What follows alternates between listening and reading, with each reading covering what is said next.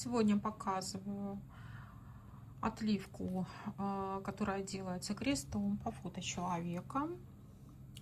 Также еще у нас снимается рядом с двойника, с ментального. Тоже крестом на двойника выкладывается восковая отливка.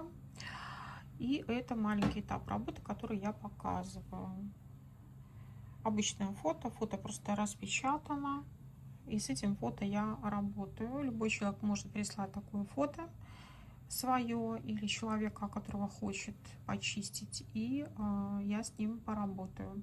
Каким образом со мной связаться, каким образом происходят этапы чистки энергетической с помощью восковых отливок, будет в комментариях, в прикрепленных комментариях под этим видео. Во благо!